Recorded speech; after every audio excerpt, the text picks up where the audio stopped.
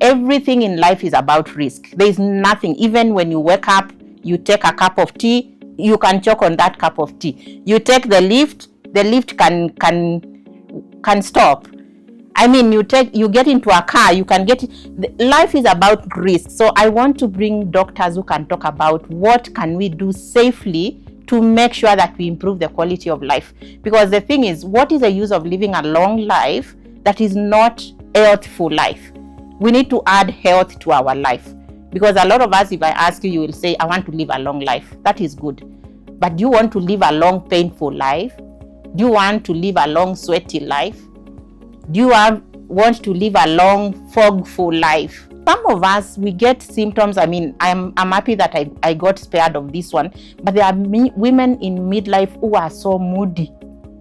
And maybe you've ever had people complain about old women. They are moody. They are not moody because they want. They are moody because something is happening in their body and they don't have help. And can you imagine if you found help where finally you found yourself back? I know some of us have thought, oh, what is wrong with my mom? What is wrong with my sister? What is wrong with my boss? And even husbands, sometimes you are thinking, what is wrong with my wife? She's not showing up the way she used to be. She's so moody. This house, we can't even live here. And I'm inviting you to a journey of empathy.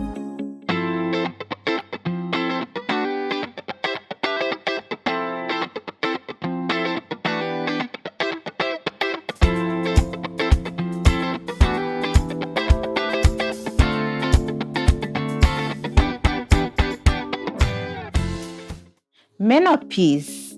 Wow. This is a subject we are going to be discussing in this new podcast called MenoPeace. Now, menopause is a very, very defining moment in many women's lives. And here in Kenya, this subject has not been discussed widely. And so I am Ruth Musembi, your host, and a woman in midlife going through menopause myself, and very confident to say so, because one of the things that made me do this podcast is because there's stigma around talking about menopause, not just in Africa, but in other parts of the world. And it is about time we broke the silence, because I tell you what, many women are suffering. Allow me to just give you my backstory.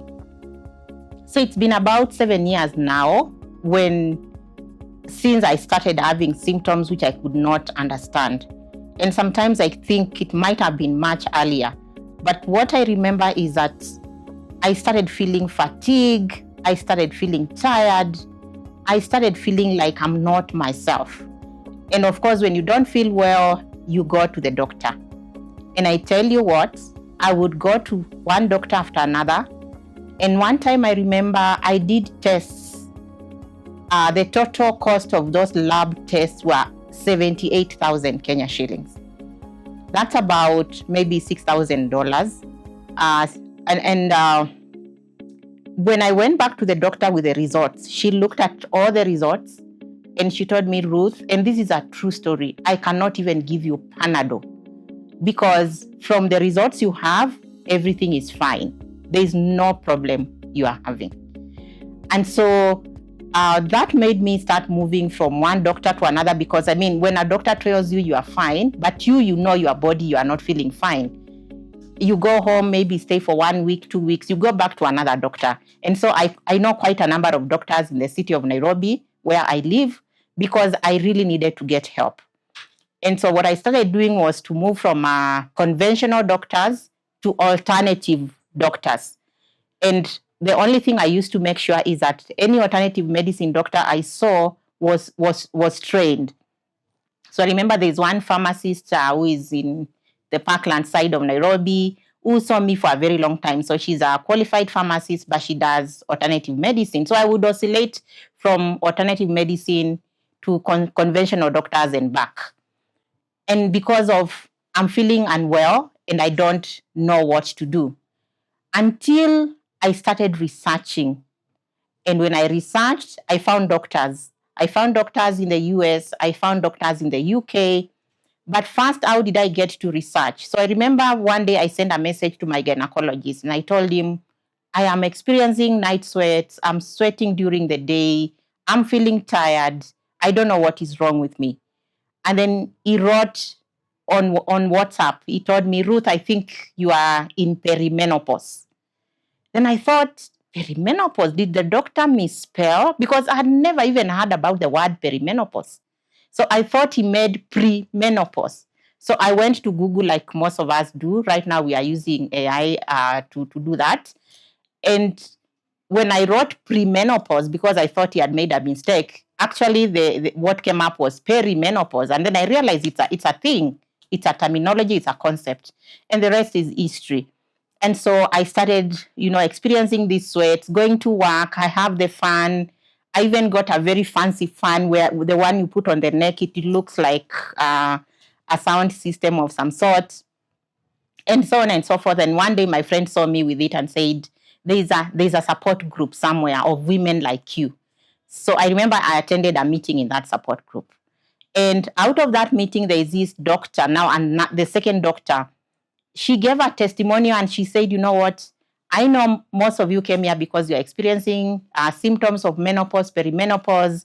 I know there is also a lot of fear around the treatment that is available, but I want to let you know that I'm using the treatment myself. And I tell you what, out of our confession that as a medical doctor, as a gynecologist, as a woman in my age group, she was using that treatment, which is a lot of people fear to use it. I thought maybe I need to go and research. So I went, and for weeks, I was just on the internet checking. And finally I found doctors in the UK, I found doctors in the US, and they started talking about the kind of treatment that they are using for women in that part of the world. And then something told me, why don't you go to the internet and search that treatment, and then you put the word Kenya to see whether it is available. And that's what I did. I searched for the treatment, and I found a doctor in Nairobi, one of the big hospitals, who was using it, because this other doctor who gave a testimony was using something different, and I really wanted to use what is cutting edge, what is being used out there. And so I went to see this doctor in one of the big hospitals, and the rest is history. He was able to give me the medication. It took 3 months to kick in. So I remember initially after the first month, I wrote to him. I'm like, doctor, I'm not feeling any change. I'm still sweating. I'm still forgetting. He said, hold it there. I can't change the prescription. Just wait. Something good is going to happen. And by the 3rd month, something good happened. I started feeling better. I started sleeping better. I stopped sweating. I stopped having to use the fan. And I tell you, at work, even my colleagues knew that we would go to the boardroom for a meeting. So 1 minute we put on the AC. Then after like 2 minutes, we have to put it off because now I've stopped sweating. And they were so cooperative. They were so nice to me, just supporting me. And so the reason I'm doing this podcast is because you can imagine, and I count myself to be someone who really researches a lot, because I'm an educator, I'm a communicator. I really research. I also teach. And so for someone like me not to even have heard the word perimenopause, it makes me think I cannot be the only one. So there are so many people who need to hear this conversation, and that's the reason why I want to do this, so that we can have this conversation in the open. We should not fear to talk about women, and even in midlife and getting older, because the other thing that we need to know is that it's not just old women who are getting symptoms of perimenopause and menopause. If you are a woman and you have gone through some operation that removed either the uterus or the ovary, you can be thrown into menopause even when you are very young, even in your 30s, even in your 20s.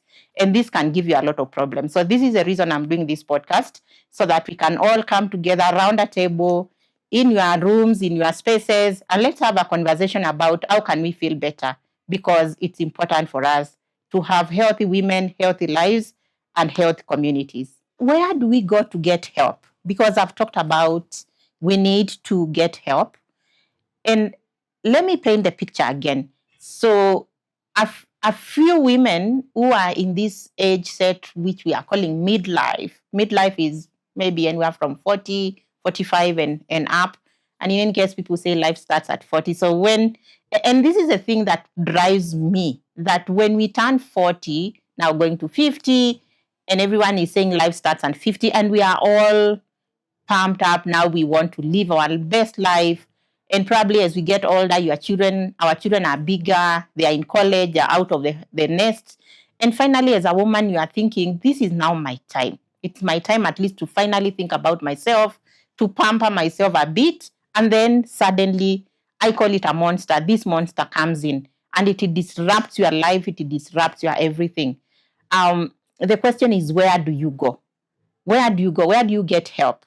So what has happened in this country is that right now there are several support groups. I belong to one support group where we have conversations. We have a WhatsApp group. We meet often in that group.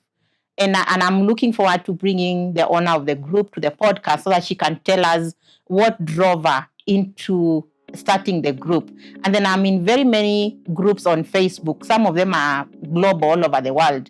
And every day when I see testimonies of women, some of them lamenting about what they are going through, and others testifying about how their lives have changed after they found what to do, then it makes me feel like we need to have this conversation. So where can you go to get help? Look for a support group. And as you continue to listen to this podcast, I will be able to share with you some of the support groups I've come across. You also need to talk to your gynecologist. But unfortunately, the conversation around menopause and doctors is not yet mainstream.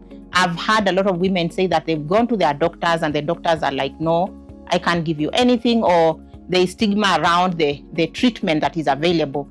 And so why this podcast is important and why you need to keep tuning in is because I will be bringing doctors who are already on board. They already believe that we need to solve this problem.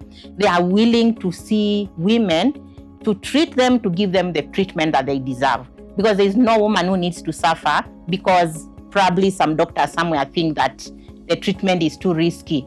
You know, everything in life is about risk. There is nothing, even when you wake up, you take a cup of tea, you can choke on that cup of tea. You take the lift can stop. I mean, you get into a car, you can get it. Life is about risk. So I want to bring doctors who can talk about what can we do safely to make sure that we improve the quality of life. Because the thing is, what is the use of living a long life that is not a healthful life? We need to add health to our life. Because a lot of us, if I ask you, you will say, I want to live a long life. That is good. But do you want to live a long, painful life? Do you want to live a long, sweaty life? Do you want to live a long, fogful life, like forgetting things? Or do you want to live a life that is really healthy? And some of us, we get symptoms. I mean, I'm happy that I got spared of this one. But there are women in midlife who are so moody. And maybe you've ever had people complain about old women, they are moody. They are not moody because they want. They are moody because something is happening in their body and they don't have help. And can you imagine if you found help where finally you found yourself back? I know some of us have thought, oh, what is wrong with my mom? What is wrong with my sister? What is wrong with my boss? And even husbands, sometimes you are thinking, what is wrong with my wife? She's not showing up the way she used to be. She's so moody. This house, we can't even live here.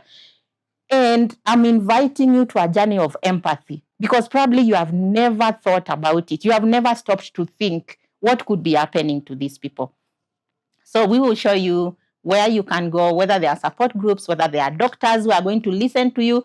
They are not going to guilt trip you or second guess you or tell you you don't know what you are saying. You know, a lot of times I'm telling you, those days when I used to go to the doctor and they test me and they find physically they can't see a sickness. Sometimes they will say these things are in my head. And I'm like, I don't think so. Because if it's pain, I'm feeling it in my body. So that's what we are going to do. And the other thing that makes me happy about this podcast is it is situated in Africa. So what tends to happen is that a lot of the Western world and what we call the global north, they tend to be miles and miles ahead of us. So this kind of conversation I'm having, it's being heard out there a lot of times. But we want African voices, African women and men speaking about challenges that are facing us from Africa. And so this is a podcast about menopause and run by Africans and talking about realities in Africa, because it is important for us to tell our stories the way we see them and the way we experience them as Africans. So MenoPeace is a podcast by African women for African women. And of course, the wisdom from the West, we welcome it because the world is a global village, but we really want to tell our story. So what is going to happen is that we will also bring women who have experienced, who have gone through menopause, perimenopause, post-menopause. They will come and tell us, how did they cope? How did it start?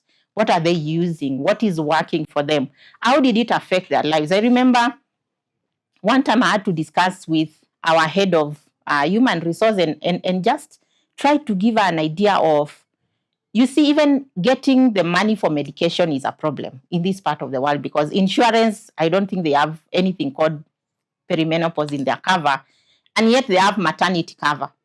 And I was asking her, what would happen if women who are in this midlife and maybe they are not planning to get children anymore, what would happen if the medical cover that is for maternity can be converted to reproductive health cover, and then they can tap into it? So these are all the conversations that we need to be having. And I'm so excited. So welcome to MenoPeace, a podcast on menopause for African women by an African woman. We will discuss everything that relates to midlife and women and how to be able to find a solution for the challenges that we are facing. Let women also come and give us their lived experiences of what they are going through. And if you are there and you are a man, I would say this again, you may want to tune in or just ask your wife to tune in. But I think even men, let's tune in because you need to understand the people around your life. Children, young people, tune in to be able to understand what could be happening with your mom, for example.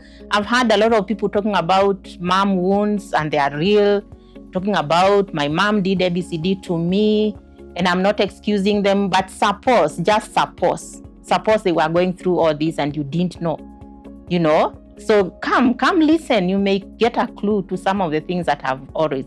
This is Ruth Musembi and this is MenoPeace, a podcast about menopause, where we are having very bold conversations about menopause, and now we are experiencing it here in Africa because we know that African experience is critical to the menopause conversation globally, and it needs to be heard by women from this part of the world. We will tell you what we are experiencing and how we are managing it. And my clarion call is this: don't pause your life. Say yes to MenoPeace, this podcast, where we are going to have bold conversations. We will be talked to by doctors, by therapists, and even by women themselves telling us what they have experienced. And when you come, you will be able to understand what you are going through, what other people have gone through, what they are doing about it, and what solutions are there. We will also debunk myths because there are so many myths about menopause and about the treatments that are available. We will talk about all that. So don't pause your life. Say yes to MenoPeace.